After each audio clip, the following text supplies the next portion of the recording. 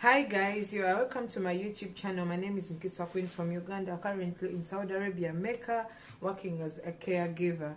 So you're highly welcome. I want to thank everyone that takes the time to watch my videos from the beginning to the end. People that subscribe, thank you so much. And people that share my videos.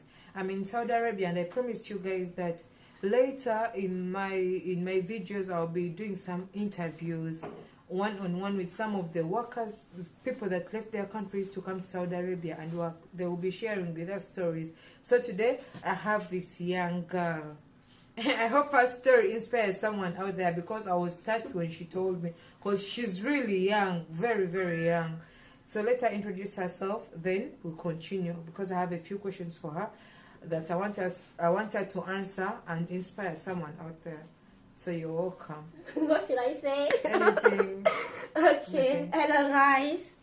I'm Sharifa. Nice to meet you all. It's my first time in. Stand here, okay. Okay. It's my first time using the YouTube channel or something. Yes, it's our first time. This is our first interview, by the way. This is our first interview. So what I'm going to tell you guys is what's your name? My name is Sharifa. From Nigeria. When did you come to Saudi Arabia? I came to Saudi Arabia 2016. How old were you when I'm 16 years. You were 16 years when you came to Saudi Arabia? Yeah. So I think she came to Saudi Arabia when she was 16 years. Right now, how old are you? I'm 22. So for how long have you been in Saudi Arabia? Like, for how long have you worked in Saudi Arabia? I've worked here for 6 years. Wow, yeah. That is great. Some of us realize to travel when we are old now. We are thinking of giving back. But for her, she came when she's just 16 years. Most of, like, okay, in my country, when a child is 16, you're still at school doing O-level, imagine. But for her, by then she was done with school. So right now she's in Saudi Arabia. But so what is your next move? I don't want to tell people. I want you to speak for yourself. Extend in the camera. Okay. And stand and tell us. Okay, when I came to Saudi Arabia when I was 16 years, by that time I've already finished my secondary school, remaining university, right? Okay. Yeah. So I came here to look for the money for me to further my education in Nigeria. Okay. So right now I'll be 6 years and I've gotten a lot of money, right? Okay. So right now I'm going back to further your education. Yeah. So your main reason for coming to Saudi Arabia was because of education? Yeah, my education, to get money. Okay. So have you maybe like built a house for yourself or for your mother? Alhamdulillah, I've built. Okay. So how many were you at home before you came to Saudi Arabia? Because you were too young to come to Saudi Arabia. You were only 16 years. Yeah, I'm the elder. I'm the firstborn. So you still have both your parents? Yeah, I have both my parents, and I have my brothers and my little sister Sophia. Wow. So wow, I think you've really inspired your young sister, because at your age to come, this is something that most people out there, most of us think that, like in my country, by the time she's 22, that is the time someone is graduating or someone is entering university. In my country, we study a lot of things that don't even help us.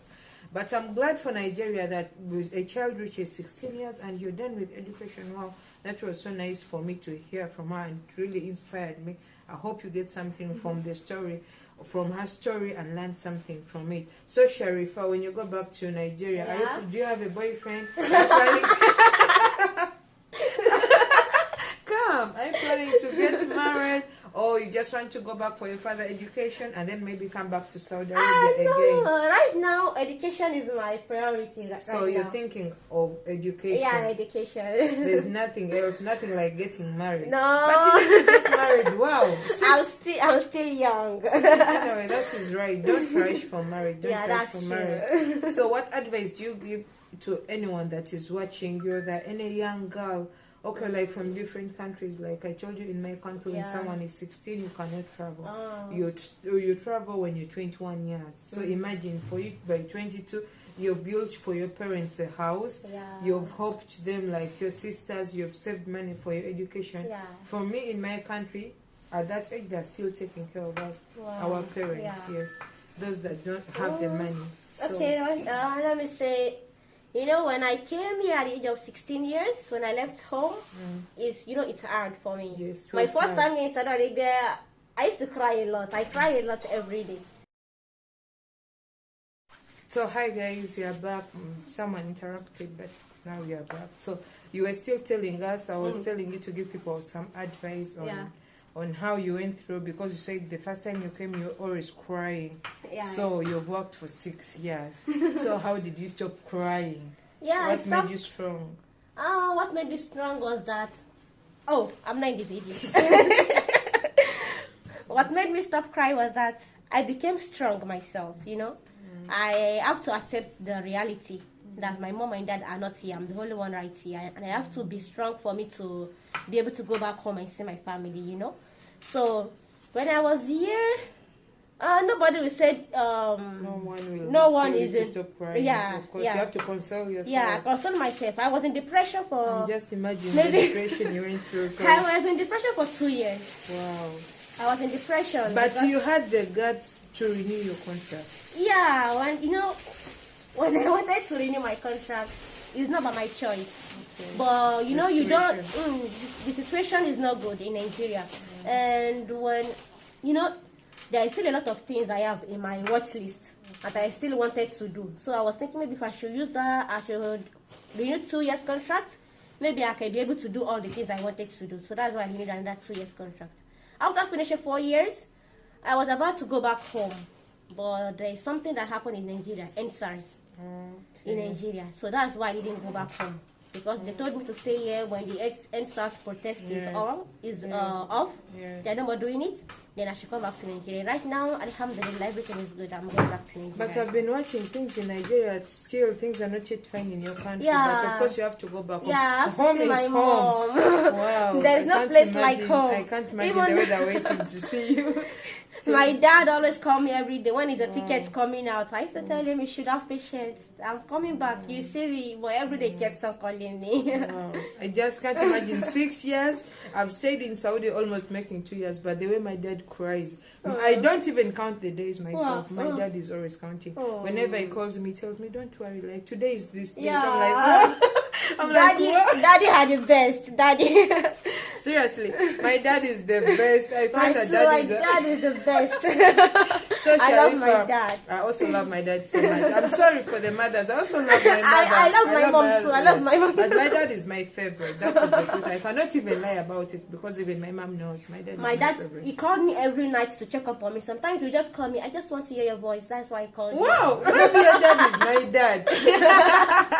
How come they do similar things? Maybe your dad is my dad. Seriously, that's what my dad does. When he takes like a week without hearing from me, he becomes sick. So that is love. It is the best. Yeah.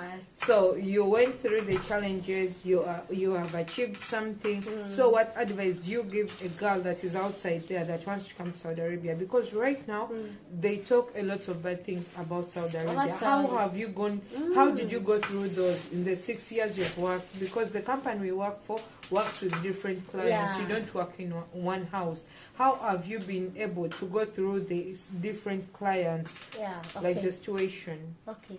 You know, my advice for you, if you are coming to Saudi Arabia to work, is that whatever you came here to do is what you should face. Focus on. Don't focus on something else. Because when I was working, I worked in one house with one client for 5 years. What? Yeah. 5 years? Yes, I worked with one client for 5 years. Because if you are educated, you know how to speak English, they see you are not and you are not someone that can take any kind of rubbish from them. When they do something, you have to talk back. And when they accuse you of doing something, you tell them no, you're not the one that did it. So if you are a girl that can defend herself and everything, they will know, oh, this one is the confidence. The confidence in her is very good. So they will like you and everything. So guys, I was this video, seriously, this interview, I've liked it, but the way they're interrupting us, only God knows. So you were still telling us the confidence in you, because even me myself, I'll give you an example. That when I came, I think when you know English, and these glasses have also helped me a lot with English. So I don't fear anything. If you're planning to travel to any country, even if it is Europe, you have to have confidence. Because racism is real. That's true. It's not only in Saudi Arabia. racism is real. So you used to have that confidence. You talk back to them, so it helped you. Yeah, because if you keep quiet, they will accuse you of something you didn't do. Yes, that is how they behave. So they can accuse you of something you did not do. Maybe they can lie on you, but you have to speak for yourself. Try to speak for yourself and defend yourself in that situation. Okay, so in the 5 years you spent in one house, Yeah. what do you remember about that? What good things do you remember about that house? Like, okay, this house, I spent with them 5 years. They did this, they were this to me, they were this to me. They did a lot of things for me, like seriously. She took me as a daughter because she saw when I came to her house I was a little girl. So she took me as a daughter, and she used to buy me new clothes, new dresses, and she doesn't allow me to cook. Even though I wanted to cook, she would tell me, no, you are a little girl, you don't have to cook, let me cook for you. Wow. Even for me, the only thing I made in that house is Indomie and tea for myself. Wow. But rice and everything, and chicken, she's the one that made them for me. And after she made it for me, she would come. After she finished cooking for me, she called me, Sharif, come and eat. So your work, in that house, your work was only to to clean. But Sharifa, you know you're young.